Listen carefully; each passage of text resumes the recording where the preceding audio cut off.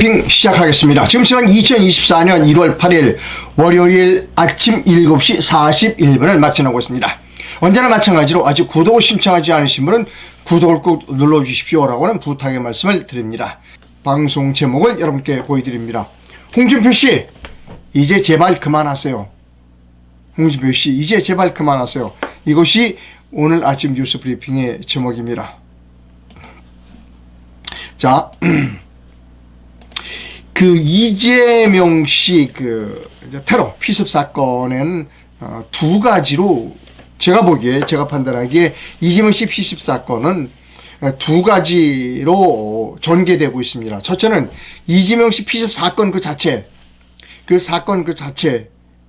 범인이 왜 범행을 했는가, 또 많은 사람들이 자살극이다 이런 이야기도 있습니다. 그러니까 테러 현장 그 자체에 대한 분석. 또 하나는 이재명 대표가 부산에서 헬기를 타고 서울로 온 것에 대한 특권에서 빚어지는 문제. 이 두 가지 갈래길로 지금 나눠져 가고 있습니다. 그런데 이 현장에서의 자살극 이야기 이런 것들에 대해서는 수사가 이루어지지 않을 것 같습니다. 왜냐하면 이것은 우리나라 지금 경찰의 행태를 보면 조금 의심스러운 부분이 있어요.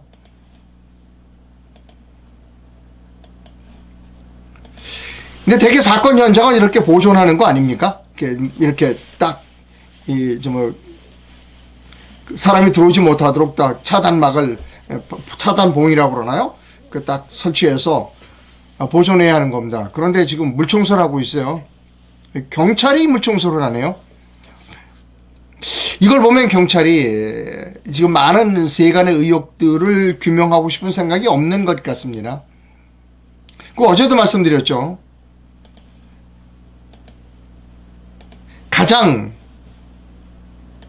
이 KBS 카메라입니다. KBS 보이죠?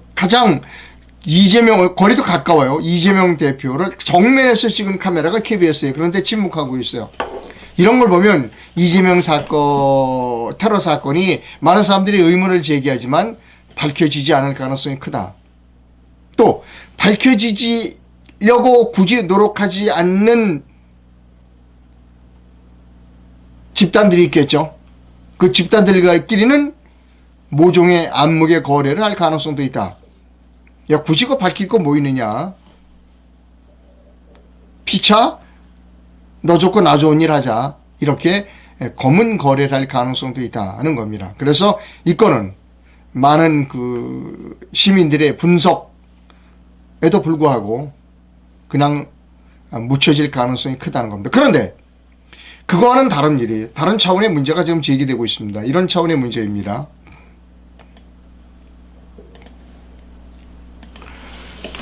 부산에서 헬기를 타고 서울로 온 이 부분에 대해서는 아주 특권의식에 쩌든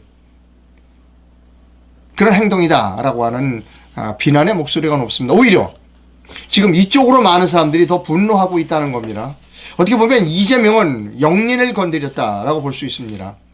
그런데 홍준표라고 하는 그 정치인은 조금 번지수를 잘못 잡은 것 같아요. 뭐만 하면 꼭 끼고 싶어 해요. 홍준표 씨가 페이스북에 이런 글을 올렸습니다.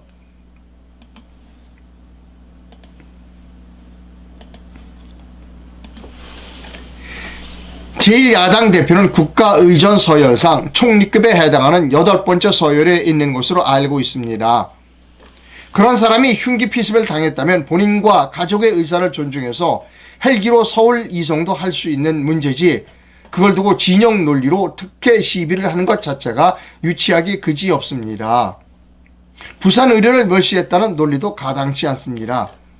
서울 수서역 버스 정류에 가보면 오늘도 삼성병원에 가기 위해 SRT를 타고 전국 각지에서 올라와서 셔틀버스 타려고 장사진을 이루고 있습니다. 그건 왜 비판하지 않습니까? 국민의식 수준에 맞게 지방의료의 수준을 높일 생각부터 해야 합니다. 의대 중원도 시급하지만 지방의료 수준을 국민들이 신뢰할 수 있게끔 수도권 못지않게 높이는 것이 더 시급한 문제가 아닌가요? 사람 목숨도 정쟁거리가 되는 시대, 참 안타까운 일입니다. 라고 하는 것입니다. 여기서 제가 홍준표 씨가 잘못 알고 있는 부분을 제가 먼저 하나 설명할게요.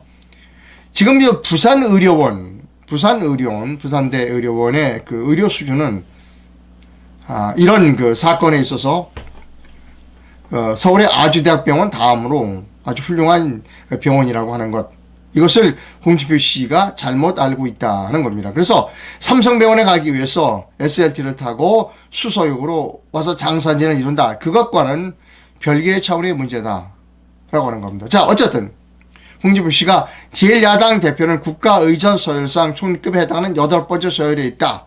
근데 가족의 의견을 존중해서 헬기를 태워서 데리고 온 게 뭐가 잘못이냐라고 하는 것에 대한 날카로운 분석이 있습니다. 아, 그래. 홍준표, 너는 그렇게 생각할 수 있어. 왜냐? 너도 특권의식에 쪄들었어. 자, 지금부터 잘 들어. 안희정 씨 케이스를 보여줄게. 자, 갑니다.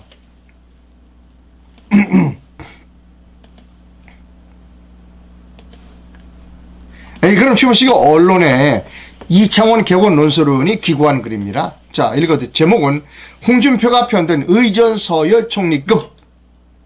이재명 헬기 이송 왜 홍준표가 틀렸는가? 라고 하는 겁니다. 홍준표의 의전 관점은 안희정 의전 비서관이 쓴 책 몰락의 시간을 보면 잘 이해할 수 있다 하는 부제가 붙어 있습니다. 읽어드립니다. 홍준표 대구시장이 제1야당 대표는 국가의전 서열상 총리급에 해당하는 8번째 서열이라며 그런 사람이 흉기 피습을 당했다면 본인과 가족의 의사를 존중해서 헬기로 서울 이송도 할 수 있는 문제지 그걸 두고 진영 논리로 특혜 시비를 하는 것 자체가 유치하기 그지없다고 말했다. 그러면서 사람 목숨도 정쟁거리가 되는 시대에 참 안타까운 일이라고 덧붙였다. 본인의 존재감을 드러내려고 하는 그리고 매사에 끼어드는 홍 시장은 잘못 알고 있다.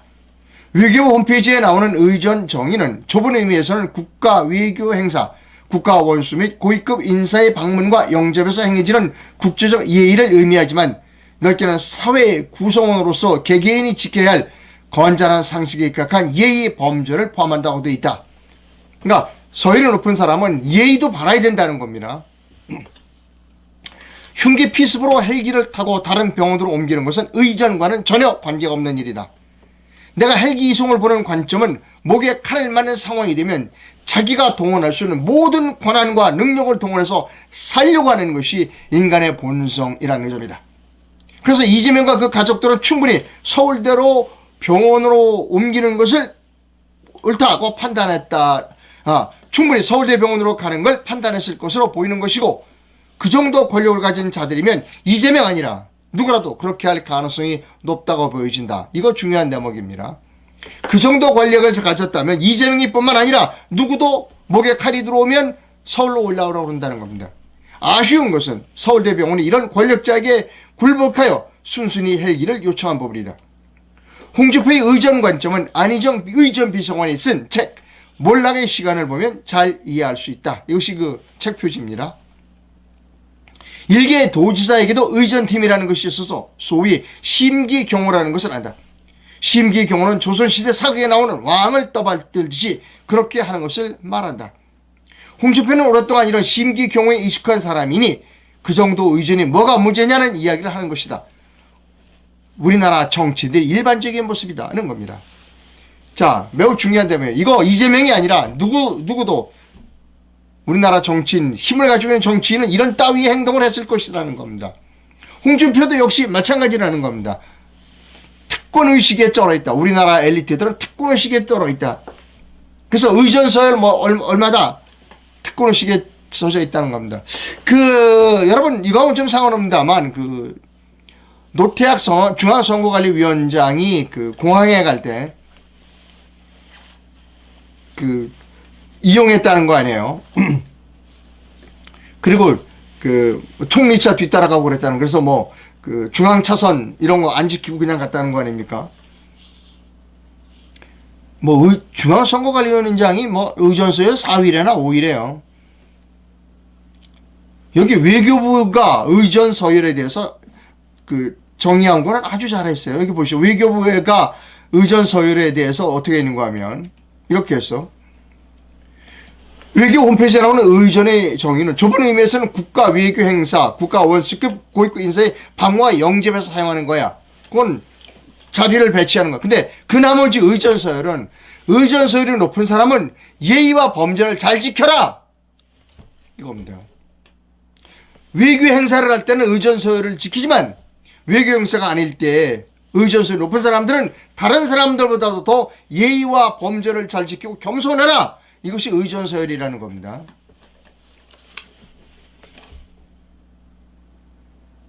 자, 홍준표를 비판한 사람이 또 있어요. 김태산 씨입니다. 김태산 씨의 글을 보여드립니다.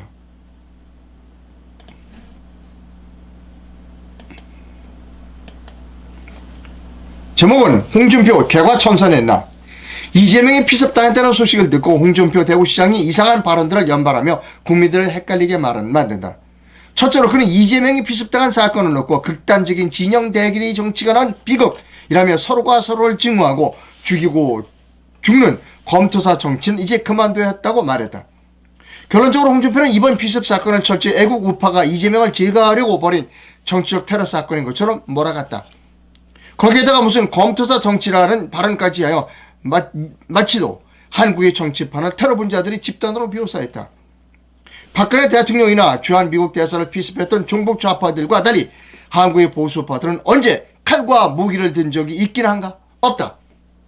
그런데 어째서 홍은 이번 사건을 마치도 보수우파가 이재명이라는 정적을 제거하려고 테러를 한 것처럼 몰아가는가?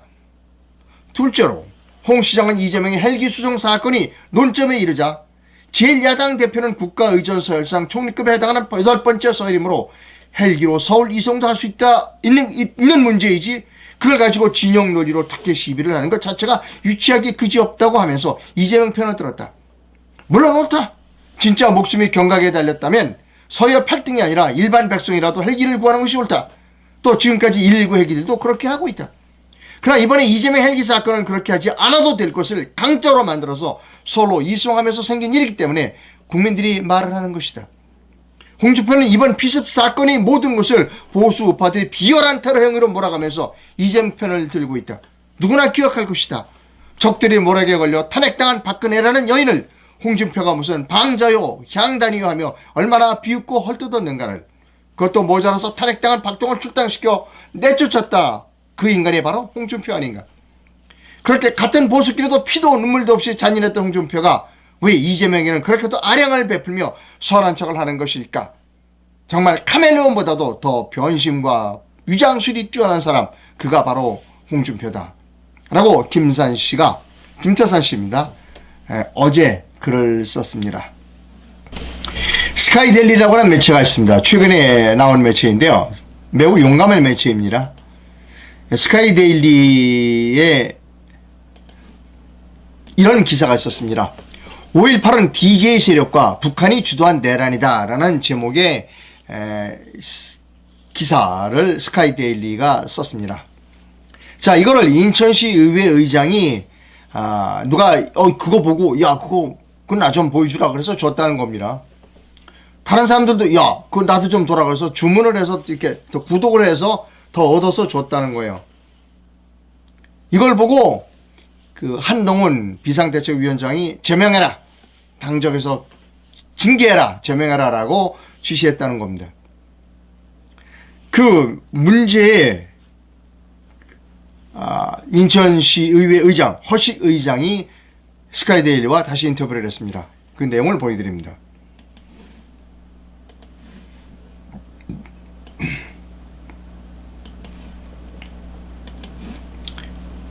인천시 의회 의장 허식 씨가 인터뷰를 했어요.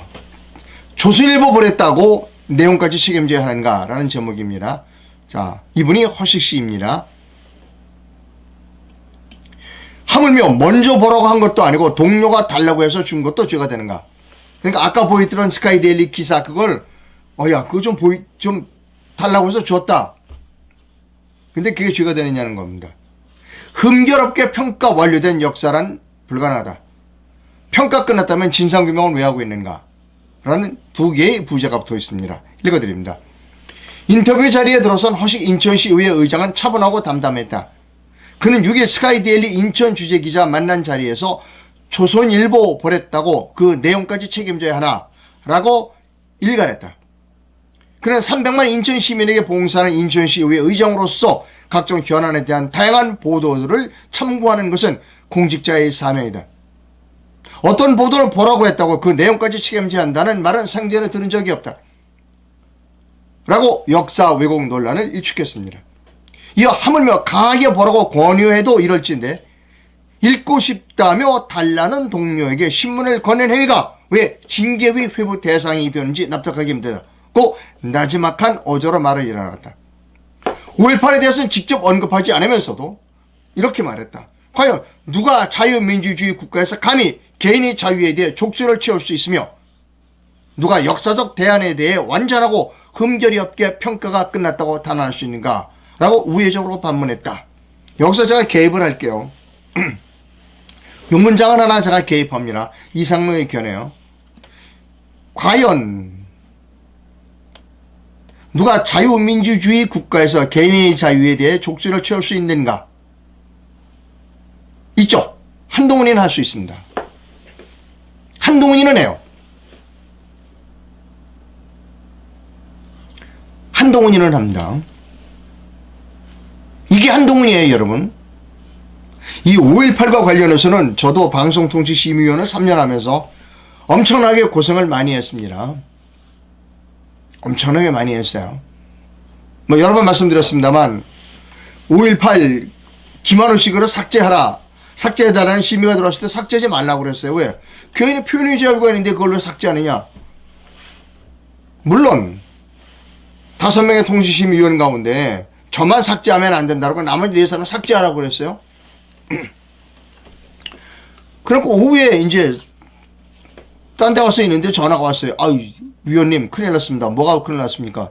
아, 지금 방송통신심의위원회 노동조합에서 이상로 퇴출시키라고 지금 난리가 났습니다. 그래서 아니 방송통신심의위원이 자기 양심고에 따라서 심의하면 되지 왜 방송통신 노동조합에서 왜 간섭을 해? 웃기지 말라고 그러세요. 끊었어요.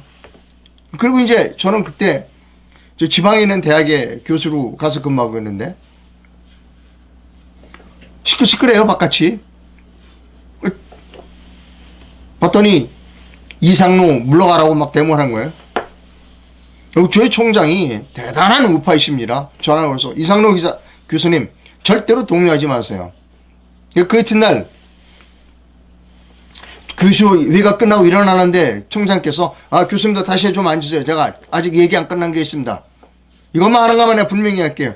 우리는 외압에서 교수를 초빙하지도 않고 외압에서도 교수를 해임하지 않습니다. 자, 일 보세요. 대단히 훌륭하신 그 총장님이세요. 그 뭐 전라북도 무슨 이 사회단체들이 뭐 도청 강당에 모여가고 이상로 아웃 들고 뭐 난리 났어요. 그래도 끄떡없습니다. 총장께서 딱 막아주셨어요.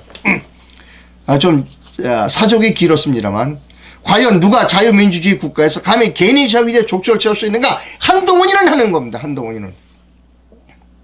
자, 계속 기사 읽어 내려갑니다. 다만 이미 평가가 끝났다는 사안에 대해 정부가 진상을 규명하였다는 건 모순 중에 모순이다. 평가가 끝났다며. 근데 진상 규명을 왜 해? 이 경우 위정자로서 거액의 국민 혈세를 낭비한 대목을 지켜보지 않을 수 없다. 아니 평가가 끝났다면 진상규명할 필요 없잖아. 근데 왜 거액의 세금을 진상규명을 하고 있는 거야? 5.18 정신이 헌법전문 수록과 정부 진상조사 간에 어울리지 않은 간극을 빗댄 뉘앙스를 읽힌다. 자, 5.18 정신을 헌법전문이 느꼈다며. 그 진상조사는 왜 하고 앉아있어? 이거 진상조사 끝나야 진짜인지 아닌지 가려지니까 헌법 전문에 넣든지 말든지 할 거냐. 진상조사도 아직 안 끝났는데. 여러분 교통사고가 났어요. 교통사고에서 누가 잘못했는지 알아야 될 거 아니에요. 사고조사는 안 끝났어. 그런데 이 사람한테 보상해줘야 된다. 논리적으로 맞아요, 여러분? 5.18 정신이 헌법전문 수록과 정부 진상조사 간에 어울리지 않은 간극을 빗댄 뉴스로 읽힌다. 둘 중 하나는 평가가 끝나야 가능한 거고 또 다른 하나는 평가가 안 끝나야 가능하다. 자, 둘 중 5.18 헌법조문에 수록한다고 하면 평가가 끝나야 되는 거고 정부 진상조사는 평가가 안 끝나야 가능하다. 모순이죠. 한동훈이가 이런 모순을 증폭시키고 있는 게 한동훈입니다. 한동훈이가 똑똑한 사람이라고요? 논리적인 사람이라고요? 천만의 말씀. 계속 갑니다. 그는 차 안에 든 신문을 동료 시의원이 집어들었고 내용을 다른 동료 시의원이 달라고 해서 마침 아는 기자에게 정해 몇 프로 더 구해서 대신 전달해 준 것뿐이다. 이게 징계거리가 된다는 말이 가당키나 하는 것인지 아무리 봐도 난 모르겠다. 허위장한 것도 조선일보 오늘 났으니까 이거 한번 봐라. 그 내용까지 책임져야 하나? 누가 이 부분에 대해 책임져야 한다고 명확한 법적 행정적 근거를 갖다 대면 누가 징계를 한다고 해도 수긍하겠다. 야, 조선일보 뭐라고 줬는데 그 내용까지도 내가 책임져야 한다면 그런 법이 있다면 나도 징계 뭐라고 내려도 수긍하겠다는 겁니다. 그는 신년을 맞아 차분하게 의정활동의 밑그림을 구상할 때인데 새빨을 헤쳐나가느라 정신이 없다. 그 피해가 고스란히 인천 시민에게 돌아가는 것 같아 마음이 아프다.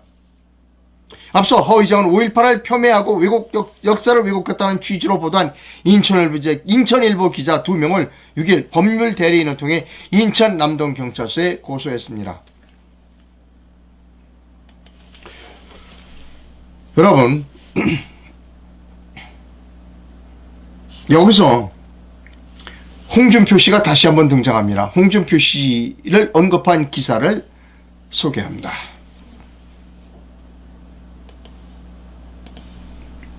이 기사는 2017년 9월 1일 기사입니다. 2017년 기사예요. 홍준표가 이렇게 말했어요. 아마 이때 홍준표 씨가 당 대표였을 겁니다. 우리가 5.18 특별법을 만들고 5.18 민주화 운동이라고 우리가 했다. 노동일보 기사입니다. 호남에서 우리가 왜 이렇게 푸대접 받고 홀대를 받아야 하는지 이해하기 어렵다는 부제가 붙어 있습니다. 자유한국당 홍준표 대표는 31일 서울 여의도 당사에서 열린 최고위원회에서 이렇게 말했다. 호남에서 우리가 왜 이렇게 푸대접을 받고 홀대를 받아야 하는가? 나는 이해하기 어렵다. 우리가 5.18 특별법을 만들고 5.18을 민주화 운동이었다고 규정하고 또 5.18의 주범인 노태우 전두환을 처단했다. 지금 망원동 국립묘지를 성역한 것도 우리가 했다. DJ가 한 것도 아니고 YS 때 신한국당이 했다. 그렇게 다 하고도 왜 우리가 호남으로부터 홀대를 받고 핍박을 받아야 하는지 그것을 이해하기 어렵다. 오늘 호남에 가서 호남 분들에게 이런 문제를 들어 이제 우리를 더 핍박하거나 홀대하지 말아줬으면 좋겠다. DJ 노무현 대통령이 5.18 문제를 해결한 것이 아니고 신한국당 당시에 YS가 전부 해결했다. 그렇기 때문에 더 이상 우리를 핍박하지 않았으면 좋겠다고 호소하고 올 것이다 라고 홍준표가 말했다는 겁니다. 여기에 대한 제 논평은 하지 않겠습니다. 대신 의견 광고로 대신합니다. 광고입니다, 여러분. 제가 광고주로부터 돈을 받고 광고해드리는 겁니다. 새가 되어 저는 만 70세가 되었지만 아직 사회 물정을 모르는지 지만원 박사님과 최성훈 씨는 왜 감옥에 있는지 이해하지 못합니다. 국민께 호소합니다.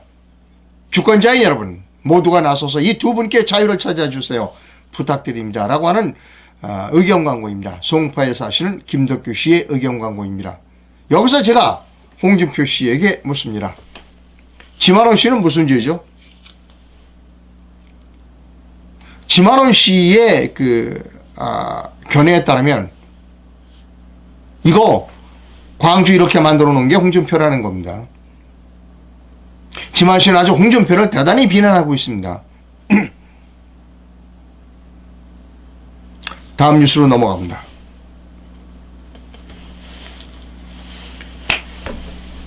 주동식 씨 칼럼은 여러분께 광주의 대표적인 지식인 주동식 씨 칼럼을 읽어드립니다. 주동식 씨는 누구를 비난하고 있느냐? 이 사람을 비난합니다.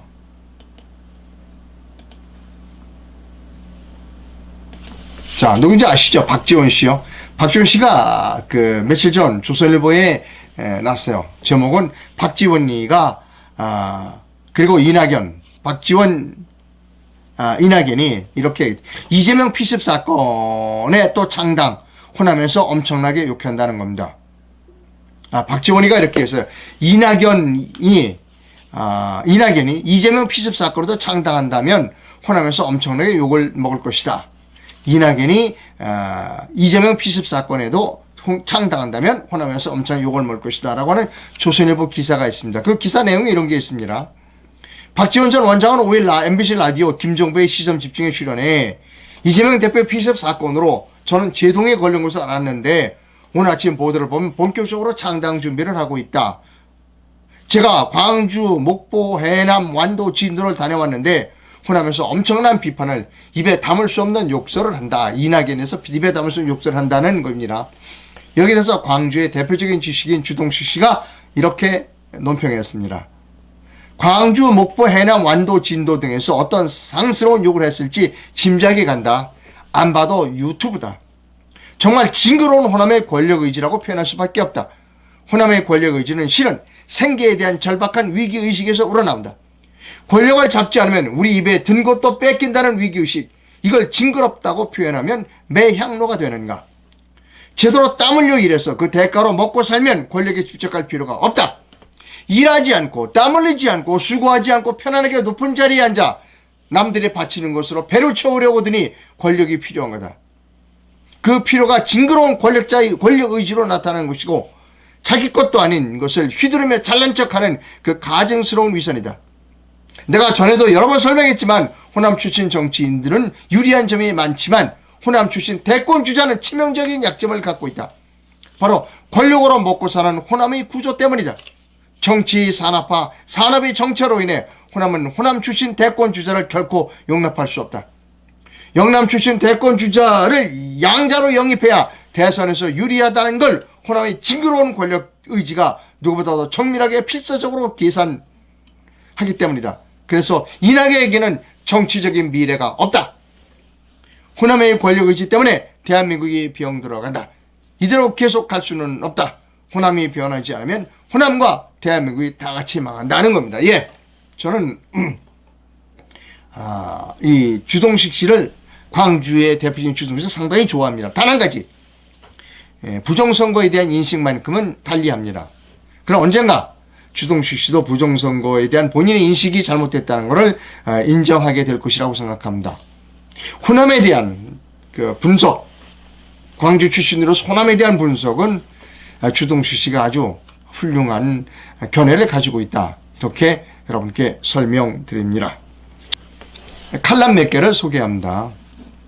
부산의 대표적인 지식인 부산대학교 교수 있습니다.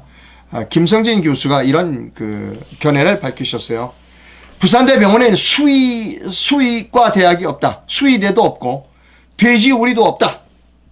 부산대 응급치료는 사람만 치료하다. 그러니까 부산대에서는 응급치료센터에서는 돼지, 동물 이런 건 응급치료를 안 하는군요.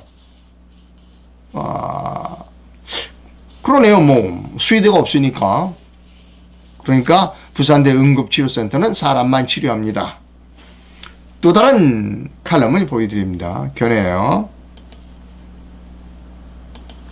배승희 변호사의 견해를 소개합니다. 세상에 어떤 재판부가 의사 진단서도 안 보고 기일을 변경해 주는가. 심지어 피고인 요청도 없었는데 재판부가 알아서 뉴스 보고 피고인 건강 체크까지 해줬다. 참 야당 대표 할 만하다. 알아서 합의부 배정, 영장 기각에 기일 변경까지 일사천리다. 이재명 측은 어설픈 서울대 병원 브리핑으로 가름하지 말고 서울대 병원서 진단서를 받아내라. 허위 작성하면 허위 진단서 작성죄가 적용된다. 배승희 변호사의 견해를 읽어드렸습니다. 자, 오늘 아침 조선일보 1분 1면 탑 기사입니다. 제목이 이런 게 있어요. 일타 강사, 재작년 일타 강사 지문과 똑같은 수능 영어가 출제됐다. 그래서 교육부가 수사를 의뢰했다는 겁니다. 메가스터디 모의고사 판박이다. 학생들은 풀어본 사람이 유리하다는 부제가 붙어 있습니다. 2024년도 수능 영어 지문에서 대형 입시업체 소속 일타 강사의 모의고사 지문과 같은 문제가 출제돼 교육부가 경찰에 수사를 의뢰했다. 수능 문제가 학원 문제집 등과 유사하다는 의혹은 자주 제기됐지만 교육부가 정식 수사를 요청한 것은 이번이 처음이다. 겁니다. 이날 교육계와 감사원에 따르면 2023년 수능 영어 23번 지문은 입시 업체 메가스터디 1타 강사 교재에 실렸던 지문과 일치한다는 겁니다. 자, 저는 왜 이런 일을 하냐, 왜 교육부가 이런 일을 하는 겁니다. 왜 이런 일을 하는가? 내버려 두세요. 교육부 없어야 돼요. 왜 시험 문제 술지 하나하나까지 간섭을 하는 거예요? 그냥 대학이 알아서 뽑으면 돼요. 아, 우리 대학은 수능 필요 없습니다. 그럼 가는 거예요. 우리 대학은 수능 선적으로 뽑겠습니다. 오케이. 우리 대학은 미분, 적분 그거 아주 잘하는 사람만 뽑겠습니다. 오케이. 우리 대학은 미분, 적분 필요 없습니다. 오케이. 우리 대학은 고등학교 안 나와도 됩니다. 오케이. 내버려 두라는 거예요. 교육부가 대학 나오면 모든 사람 다 취직까지 시켜주나요? 아니잖아요. 근데 왜 교육부가 간섭하는 거예요? 여러분 교육부에 속지 마세요. 교육부가 하라는 대로 하면 어떻게 되냐? 망해요. 대한민국 망하고 학생들 취직 못합니다. 내버려 두면 되잖아요. 우리 대학은 수능 필요 없어. 우리 대학은 수능 성적으로만 뽑아. 우리 대학은 돈 많은 사람들 자제해서 장학금을 유지하기 위해서 기여 입학을 시켜주겠어. 정원의 10% 정도는 내버려 둬요. 왜 쓸데없는 짓을 하고 앉아있냐고요, 교육부가. 답답하기 이를 데 없습니다. 답답하기 이를 데 없어. 자,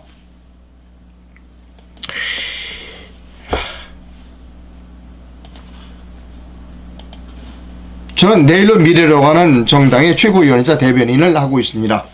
여러분 내일로 미래로.org에 접속하셔서 당원에 많이 가입을 해주셨으면 감사합니다.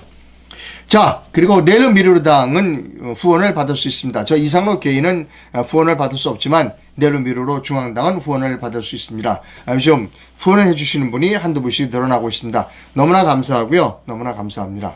농협 계좌가 있습니다.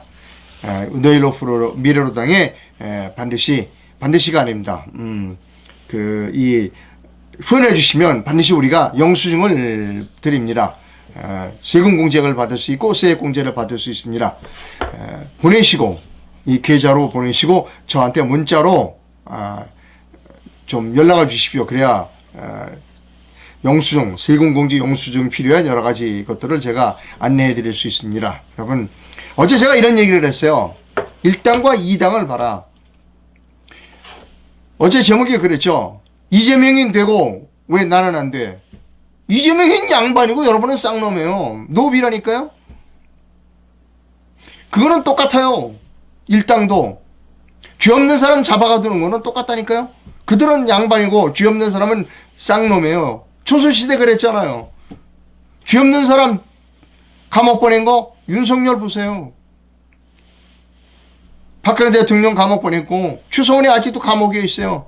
1당과 2당은 뭐냐? 이 엘리트들 1당과 2당의 높은 사람들은 자기들은 양반이라고 생각하는 거고 대한민국의 국민들은 다 노비, 쌍놈이라고 생각하는 거예요. 그럼 어떻게 해야 돼요? 우리의 선택은 저 3당일 수밖에 없다는 겁니다. 왜 여러분 왜 3당을 선택해야 되는지 아시겠어요? 1당과 2당의 수뇌분들은 자기들은 양반이라고 생각하고 국민들은 노비라고 생각한다는 것입니다.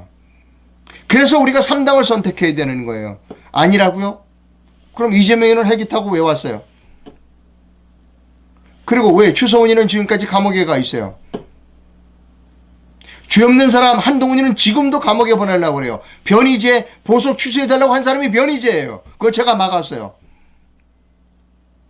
죄 없는지 알면서 다시 구속하면 판사 너도 7년 징역 가라고 우리나라 형법 조항을 들이댔죠. 그랬더니 판사도 꿈쩍 못하고 지금 그거 다 변희재 다시 잡아가도록 그 소송 안 하고 있습니다. 한동훈이 죄 없는 사람 여러분 얼마든지 여러분 감옥에 보낼 수 있어요. 얼마든지. 신문기사 5.18 관련 신문기사 난 거 좀 그거 보여달라고 해서 보여준 거 그렇게 하지만 그런 자유가 없다는 거 아닙니까? 대한민국 국민에게는. 그게 한동훈입니다. 여러분은 노비예요. 한동훈, 윤석열 한동훈 그리고 이재명의 눈에 여러분들은 노비입니다. 이 노비를 탈피하는 길은 제3당에 후원해 주시는 길입니다. 후원하고 지지해 주시는 길입니다. 그렇지 않으면 피를 흘리게 돼요. 어제 어떤 분이 그 말을 했더니 노발대발하고 댓글을 보냈더라고요. 예, 맞아요. 사람이 참는데도 한계가 있습니다. 자기들은 양발이고 나머지 국민들은 모두 노비다. 착취하고 감옥에 보내고 죽이고, 어떤 사람 주변에 있던 사람들은 벌써 5명이가 의문의 죽음을 당했죠. 그것이 참는데도 한계가 있어요. 폭발하면 피를 흘리는 수밖에 없어요. 피를 흘리지 않으려면 제3당을 선택해야 하는 겁니다, 여러분. 그리고 3당을 지원해 주시기 부탁드립니다. 예.